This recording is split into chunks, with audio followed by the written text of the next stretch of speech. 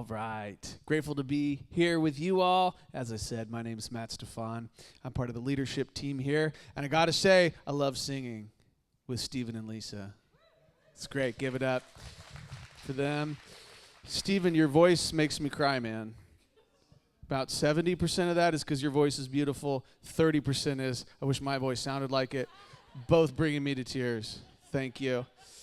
Dwell Church is a 16-month-old church plant. We're an experiment to see what happens when we try to plant a church based on 5 core values. We want to be Jesus-centered, research-based, trauma-informed, diverse and affirming and inclusive. And it has been so fun to journey with you all. One of the ways I like to think about it is that we're on a quest to build a church where anyone can take a step closer to Jesus. And I hope that if you're here today, even if this is the only time you will ever come to Dwell Church, even if just for a moment you feel like you got to take a step closer to Jesus. That's our hope for you today. A couple things to make you aware of. One is, if you're new, just joining us, would love for you to click the QR code and stay connected with us in some way, shape, or form. We would love to hear your story. So if you haven't done that, do so. I've been promising like a big financial update here. And I want to give a little bit of that right now. But first, let's see if there's another announcement here. I think it's that we're going to field work after this. Okay, no. There we go. Field work today. It's right here, kind of in the neighborhood. It's a great chance to get to know Dwell Church people. So if you forgot about that, or if you're like really thirsty right now, just want to remind you, we will be there at 6:30 today. Okay, let's go back one here. Building a sustainable foundation for Dwell Church. Dwell doesn't have a denomination or... They're in the toddler room. Thanks, dude. Dwell Church, we don't have a denomination. We don't have a network. We're just out here wild, wild westing it. How that happened is first for a few months, we were just kind of meeting in Lisa's backyard, praying together, seeing what happened. And then real randomly, someone contacted us and asked us if we wanted to apply for a grant that helped affirming churches on the West Coast. And we did, and we talked to them for under an hour, and they gave us this huge grant. And they said this would come in 2 allocations, one to fund one person for the first year, and then a growth grant in the second year. But we were the first people to ever receive this grant, so they were pretty straightforward. We don't have a process. Our process is we talk to you for 20 minutes. We liked you. Let's do it.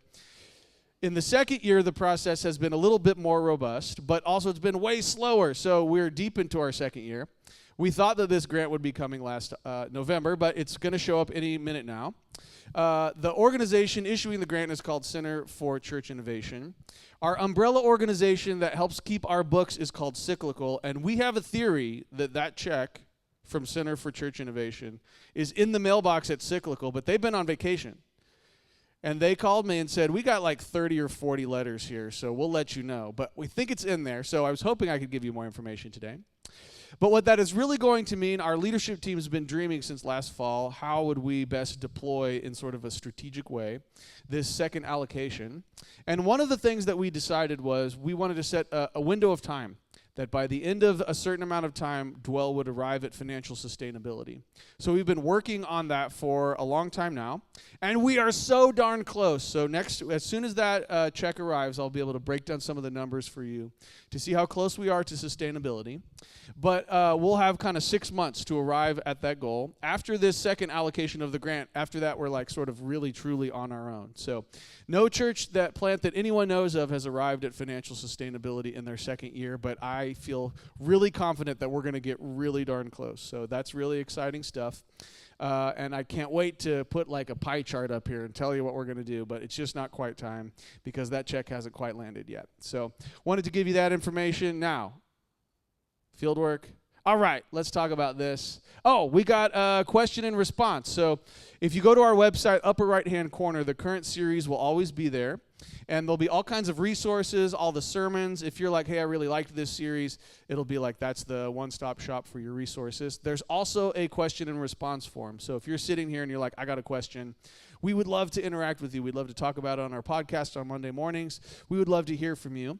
You can always ask a question after the service, but if you're like, I want a formal Dwell Church answer to this question, even if it's Matt saying, we don't know, we have no idea to your question, this is the best way to do it. So that's going to be really fun. Feel free to use that as liberally as you would like or not. All right, finally, we've said before, what we do to develop our Sunday content is something that we call community discernment, where we sit in tables and we have a group project. Each table has to say, if they had 4 weeks of Dwell Church, what would they do with that time? I can't wait till the next one. I hope you're already dreaming of like some crazy ideas. But last time, several topics came up, and one simple question was, how do I like level up my conversation with Jesus? It was a fantastic question, so we've been wrestling through how we might do that. I do want to give one quick caveat. We got to see Pete Holmes on Friday night at the San Jose Improv, and it was amazing. And if you heard that great quote from him and thought about the spaciousness of entering Jesus' presence, I'm so glad that you did. If you've never heard of that guy, his comedy is deeply, aggressively not safe for work. So just so you know, if you're like, oh, this guy sounds cool, and then you listen to it for 5 minutes and you're like, that almost killed me, that is going to be part of it. It is so weird. It is so weird. But I wanted to mention it. He always ends his 90 minutes on stage talking about his faith.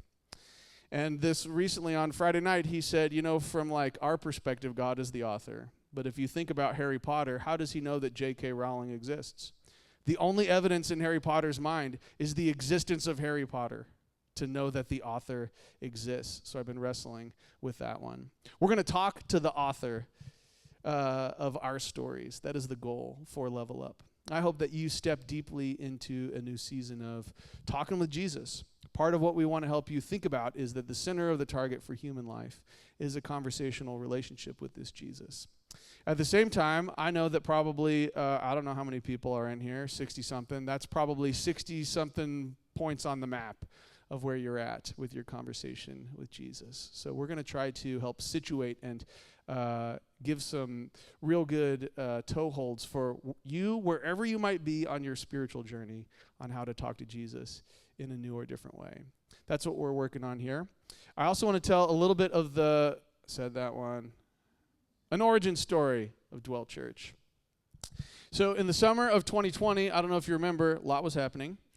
And what we did in my family was we moved in with my parents in Kansas City for 2 months. And Katie, my wife, that's a heroic sacrifice on her part. But we were like, the pandemic weirdly like wasn't happening there, but it was really happening here. And so to escape that, we went and spent some time with them. My work professionally was sort of melting down then. Katie's work professionally was sort of melting down then.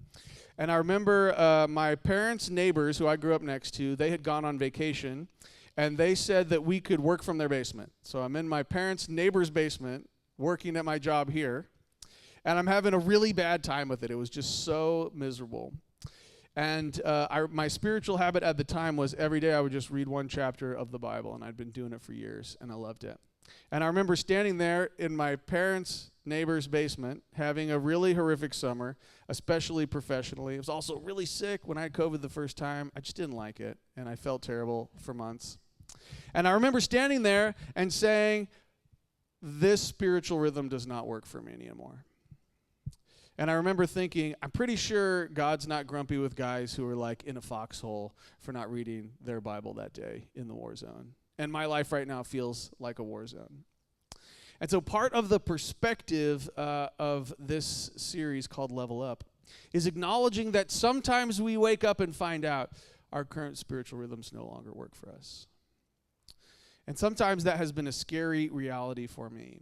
But when I started praying then, I'd had a few years of following Jesus under my belt. That had happened to me before, where I woke up and I was like, this does not work for me anymore. I knew that the prayer to pray then was, Jesus, would you show me the way that you want me to connect with you in this new season of my life? So my prayer for you all, whatever season that you are in, is that you are starting to pray. Maybe something is stirring in your heart. Jesus, how would you like for me to connect with you? That has always been a prayer that I think Jesus is so thrilled to field, because it's never like he's kicking us to the curb and saying, go figure it out yourself. So, as we discern together, I want to name that as an origin story, that there was a moment in 2020 that I was like, I cannot do this Bible thing anymore. I've been doing this for years. It is not working for me. And so I started to pray, Jesus, what is it that you would have for me to do? 2.5 years later, that's how long I was praying it in my in-between phase. So if you're like, it's been a while since I've done any of this stuff, it is okay to have a real long in-between phase. I went to a conference for pastors, and I went to this breakout for like, what is a good spiritual rhythm for pastors? And all these pastors were coming out of the pandemic. They were all like bleary-eyed, like barely making it. And a part of the perennial problem for pastors is you Jesus Bible Church so much that it sort of like doesn't hit you anymore, right? So we were all there extremely exhausted and a little numb to like how good Jesus Bible Church can be. And this grizzled old pastor stood up. He was going to lead this workshop, and he just was like radiating wisdom. And I was like, yes, can't wait to hear from this dude. Open up my notebook. I'm going to take some notes. And he said, it doesn't matter what spiritual rhythm you do. None of that matters. Your spiritual disciplines, it doesn't matter at all. Here's what does matter. That you believe that there is a God who will meet you in satisfying ways in your deepest desires for him. Because if you believe that there is a God who will meet you in satisfying ways in your deepest desires for him, everything becomes a spiritual rhythm. Everything becomes a spiritual discipline. So part of what we want to say here is what is the most important thing is who we think God to be. What matters is that we believe in a God who really meets us in satisfying ways in our deepest needs. The God who makes us feel unburdened and spacious. If we are pursuing that God in a conversation, we're going to end up in a completely different spot. So we're going to try to keep focused who God really, truly is. The one he said, the person he said himself to be, who is gentle and humble in heart. That's who we're going to talk to in this series. Now, a couple models of our faith journey. We've talked about this some lately. I think it's super helpful. There was a theologian who studied the sociology and psychology of like growing up. And he tried to map that to spiritual journeys. And he called these the stages of faith. We've talked about this a bit lately. I wrote this summary. It's not perfect, but I think it gives you a snapshot of what our spiritual journeys tend to be like. Stage 1 is the I believe what I'm told stage. And if you're out of that stage and looking back on it, you hear that a certain way of like, oh, that doesn't sound so good. But when you're in it, what does it feel like? It feels like a sense of trust and safety. You're at home. Of course you trust what is being told to you in your safe place. So for some people, church is an unquestionably safe space, and they get to experience this sense of trust. Stage 2 is the rules and stories stage. And what does it feel like? It feels like things are straightforward and tangible. I read the Bible. I learned the stories. I memorized a lot of it. It felt great. I felt like I know what I'm doing. Stage 3, the belonging and identity stage. This feels like you're comfortable with the answers provided by your community. Community is like the main thing here. Your identity is wrapped up in your community. And importantly, you're ready to mind the boundary between communities. So growing up, you might remember you like went to church a lot for a season and you read the Bible for a season. Then you entered a season where you were like, I'm really into theology and I want to argue with people about what it means and if you're in or out. That's the third stage. I spent a lot of time there in high school. Sorry, everyone. Stage 4, the why stage. Once you start asking real questions or you get a little bit more life experience under your belt, you're like, some of these answers don't hold up. And that can be a terrifying experience. That can be an experience that most people spend a lot of their life avoiding as best they possibly can. They don't ask me any questions. I feel warm, a sense of trust in my community that I love. Don't question it. But inevitably you do. And what you find is you're questioning assumptions. And they may even lead to a temporary loss of faith as you search for your own answers. Some people live decades there searching for answers. And when I arrived there in my life, in my mid-20s, boy, was it painful and scary and devastating. Stage 5, the beyond the box stage. It feels like you're seeing the bigger picture and starting to understand some complexity in matters of faith and spirituality. And finally, the unconditional love stage. It feels like a wise person who lives out profound love and justice for all. It's deeply compassionate. And I got to tell you what, I wake up every morning in the unconditional love stage. And then I get out of bed. And it all falls apart. And in the literature on this, they say, that one's really rare. Don't feel bad if you're not there. It is a journey. Now, part of what we want to do in the Level Up series is acknowledge none of these are better than the other. You might look back and have some judgment on yourself in a certain phase. That's something you'll need to process, but that's not inherent to this. The truth is, your prayer life, your conversation with Jesus is going to look really different wherever you might think, here I am, this is what it feels like. How you talk to Jesus will change dramatically. That's a good thing. It evolves, right? And so we should feel a lot of comfort in saying, hey, I haven't prayed in a while. I haven't talked to Jesus in a while. That's okay. You're just at a certain space here. Or you might be saying, I do that every day. In fact, it's like I can't get on with my day without it. That's awesome. You're just in a certain stage of this stuff right here. And for all of us, Jesus is inviting us a little bit deeper into that conversation. Here's one other way to think about the stages of faith. Dallas Willard, famous philosopher, also a deep believer in Jesus, wrote this great book, Hearing God. Probably all of us should read it at some point. He tries to describe what this is like from God's perspective. What is your faith journey like from God's perspective? And he said it's a journey for you going through communication to communion to union with him. That's what God's inviting us deeper into. So it starts with communication. We got a lot to communicate with God about. But as we stay faithful to that communication, it eventually takes on an added layer of like, I'm in God's presence.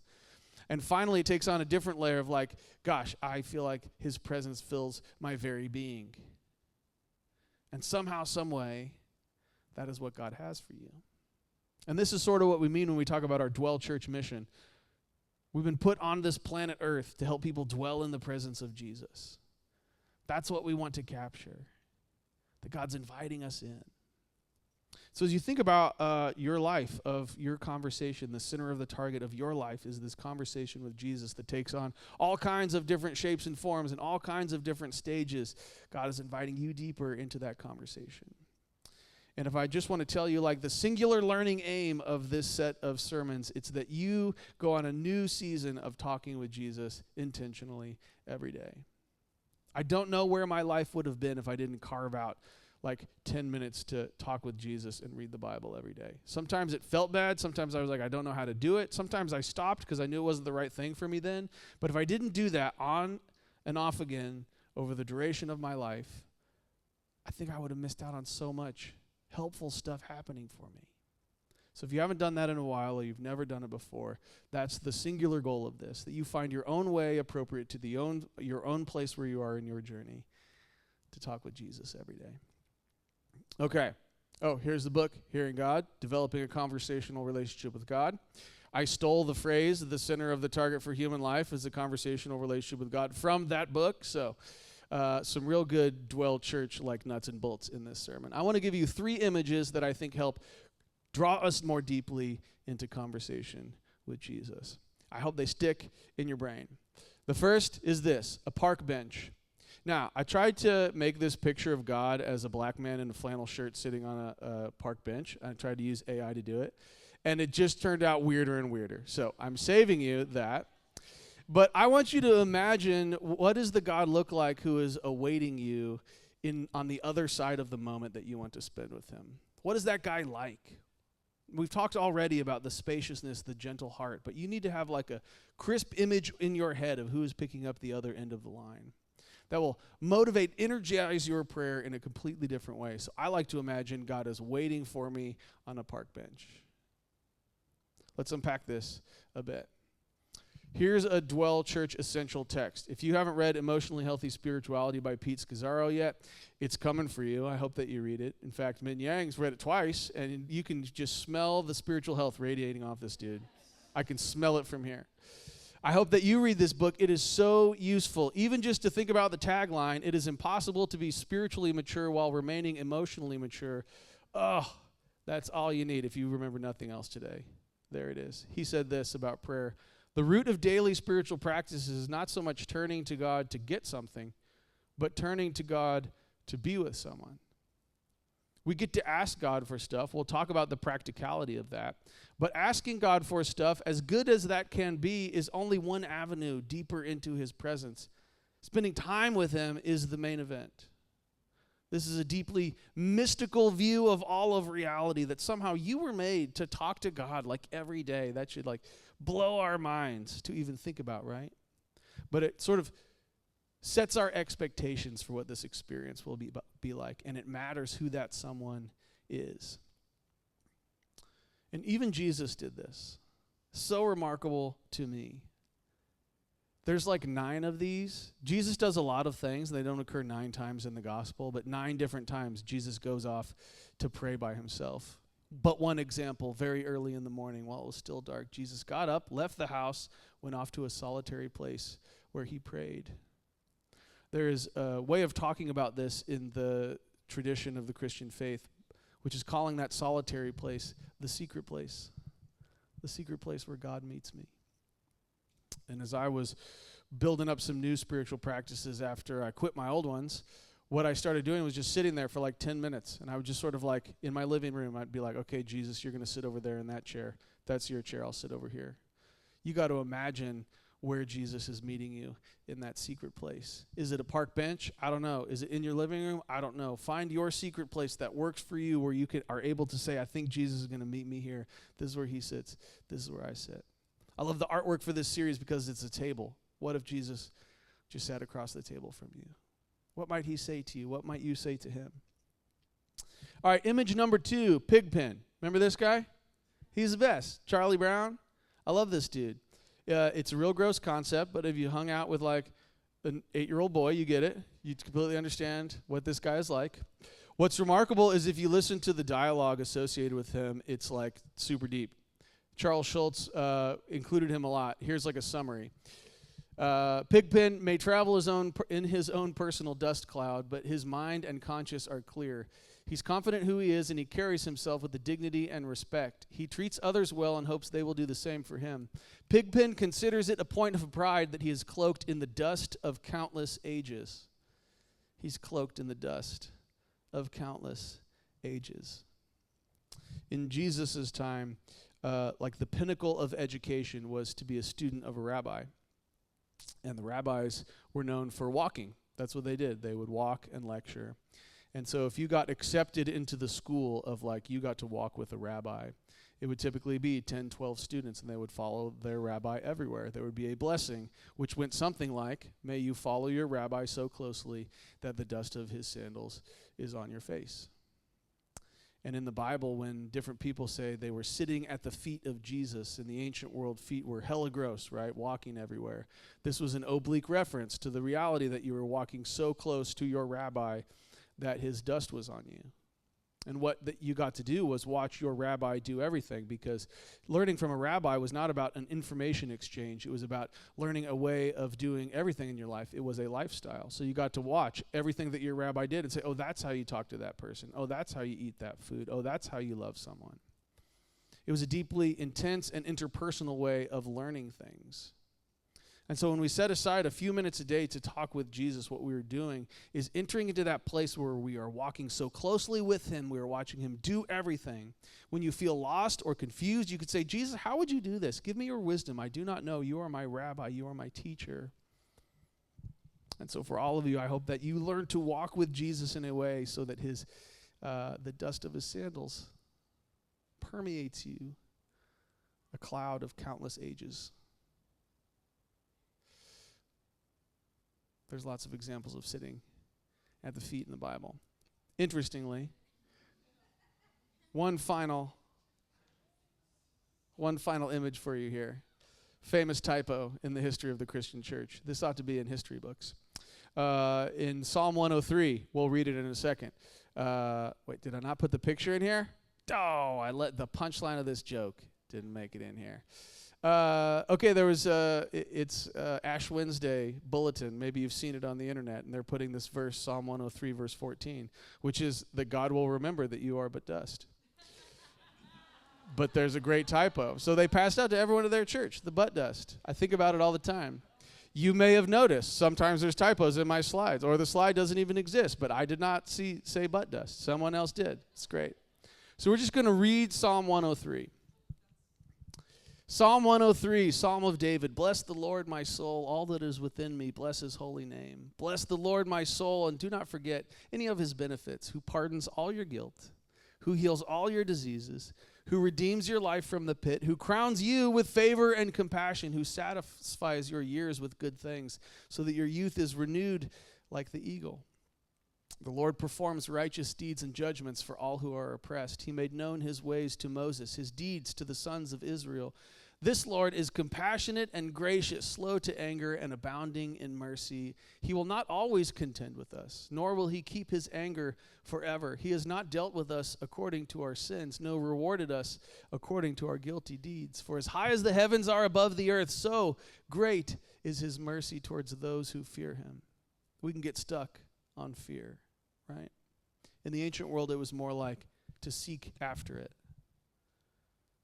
There's a healthy reverence. Like when I'm going surfing, I'm like, these waves are terrifying. I want to respect them, but I'm paddling into them.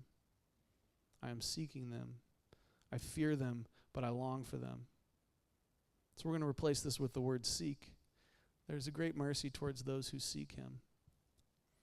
Because sometimes I show up in my moment to meet Jesus in my secret place, and I'm deeply convicted that I'm doing it wrong, that I messed it up somehow.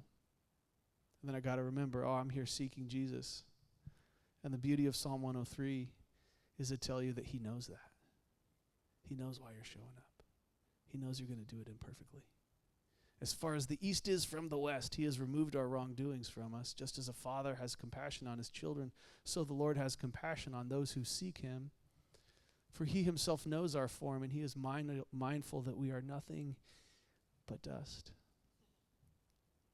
So when you show up into the secret place, to live in, to the center of the target for your life, to converse with the one who is humble and gentle, you could know that whatever your broken little offering is, Jesus is thrilled to receive it.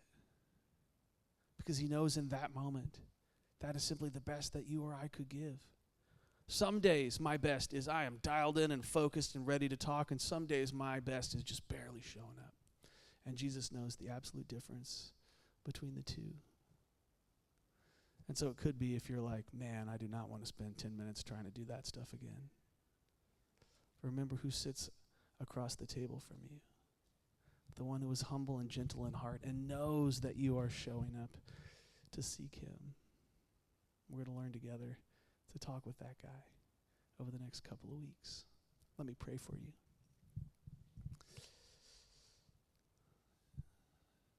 Jesus, we are here to seek you.